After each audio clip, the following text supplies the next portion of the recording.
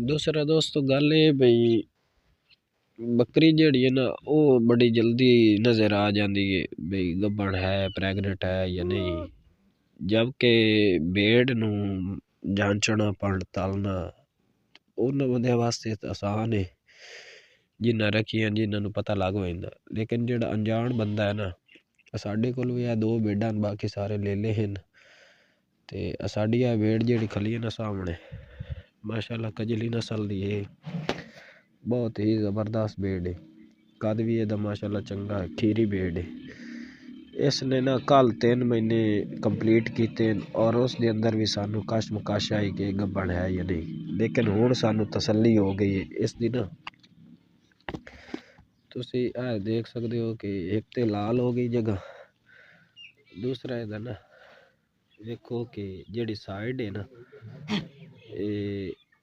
भेड़ दी हमेशा साइडा जेहड़ियां ना साइडा वो सुजनियां शुरू हो जांदियां दरम्यान वाली जगह बकरी दी सुजदी है जबकि भेड़ दी जेहड़ी है ना वो साइड वाली जगह सुजना शुरू हो जाती है।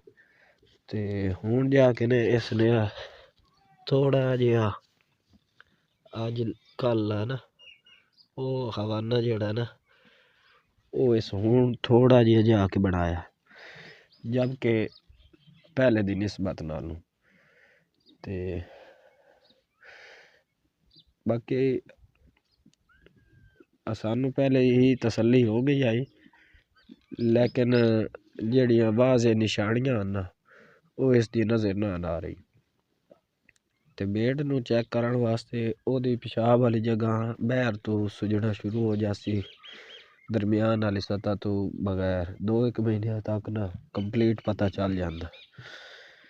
ये एदियां निशानियां होंदियां भेड़ दियां ते तुसी जेहड़ा है इस नू चेक कर सकते हो और अपनी कन्फर्म भेड़ गब्बन वेख सकते हो।